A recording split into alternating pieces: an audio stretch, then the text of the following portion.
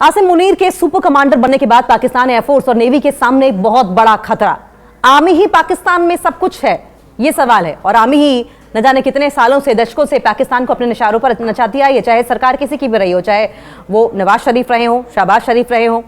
पाकिस्तान के नए संविधान संशोधन के बाद फील्ड मार्शल आसिम मुनीर अब सुपर कमांडर बन जाएंगे, लेकिन इसने पाकिस्तान की वायुसेना और नौसेना के सामने बड़ा खतरा पैदा कर दिया है। ये दोनों बलों में नाराजगी की वजह बन सकता है।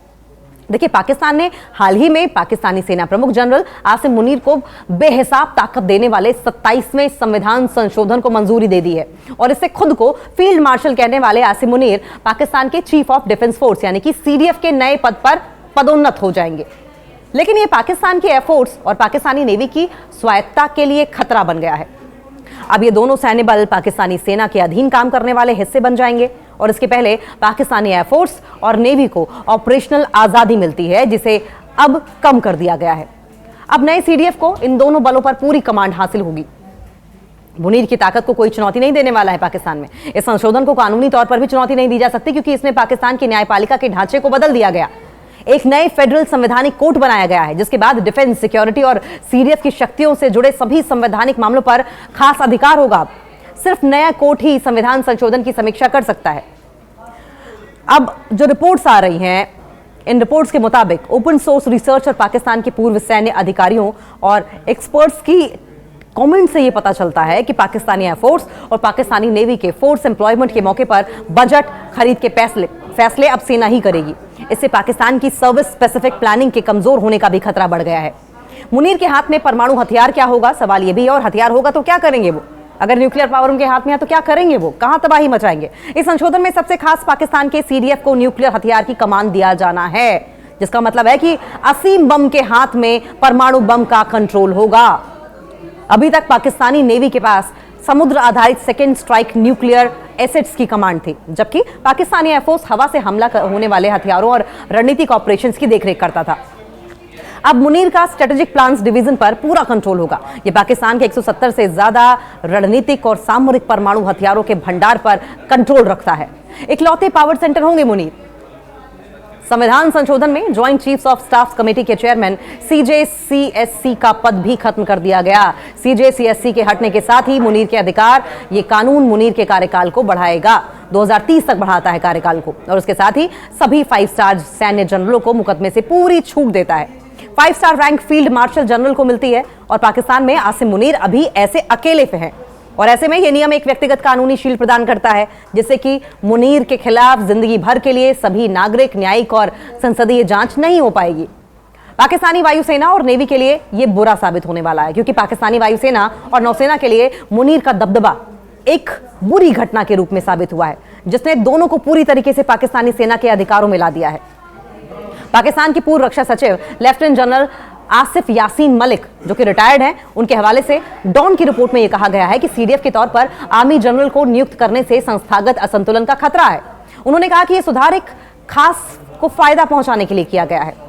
अब डिफेंस एक्सपर्ट्स की क्या राय है इस पर? डिफेंस एक्सपर्ट शिरीन मजारी ने डॉन से बातचीत की और बताया कि इस बदलाव से पाकिस्तानी सेना को बाकी 2 सेवाओं में प्रमोशन, ट्रांसफर और पोस्टिंग पर मोनोपोली मिल जाएगी। उन्होंने वार्निंग भी दी कि अगर पाकिस्तानी वायुसेना और नेवी में पदोन्नति सेना से बने सीडीएफ से तय किए जाएंगे और जाते हैं तो गुस्सा बढ़ सकता है, लेकिन आखिरी संवैधानिक संतुलन भी खत्म हो जाएगा, जिससे कि वो पाकिस्तान के सुप्रीम मिलिट्री कमांडर के साथ ही नेशनल पावर सेंटर बन जाएंगे।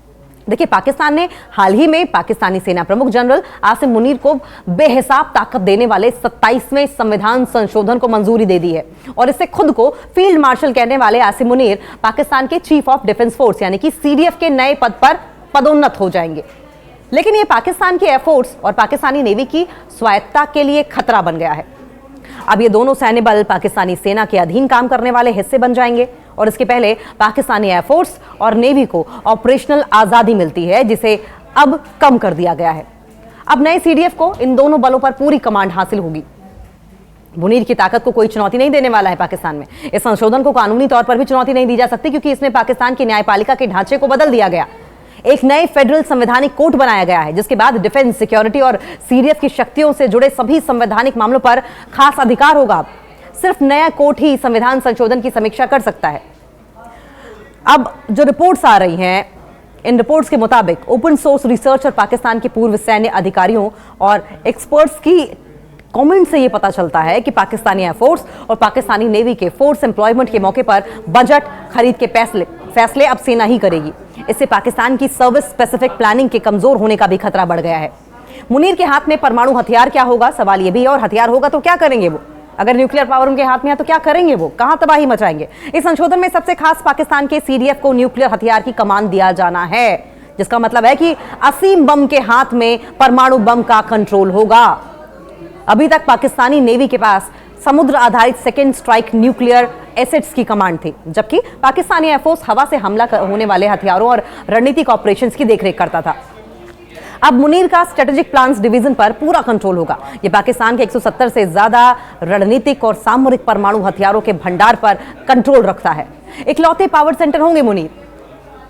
संविधान संशोधन में joint chiefs of staff committee के चेयरमैन सीजेसीएससी का पद भी खत्म कर दिया गया। सीजेसीएससी के हटने के साथ ही मुनीर के अधिकार, ये कानून मुनीर के कार्यकाल को बढ़ाएगा, 2030 तक बढ़ाता है कार्यकाल को, और उसके साथ ही सभी 5 स्टार सैन्य जनरलों को मुकदमे से पूरी छूट देता है। 5 star rank field marshal general को मिलती है, और पाकिस्तान में आसिम मुनीर अभी ऐसे अकेले पे हैं, और ऐसे में यह नियम एक व्यक्तिगत कानूनी शील्ड प्रदान करता है, जिससे कि मुनीर के खिलाफ जिंदगी भर के लिए सभी नागरिक, न्यायिक और संसदीय जांच नहीं हो पाएगी। पाकिस्तानी वायुसेना और नेवी के लिए यह बुरा साबित होने वाला है, क्योंकि पाकिस्तानी वायुसेना और नौसेना के लिए मुनीर का दबदबा एक बुरी घटना के रूप में साबित हुआ है, जिसने दोनों को पूरी तरीके से पाकिस्तानी सेना के अधिकारों में ला दिया है।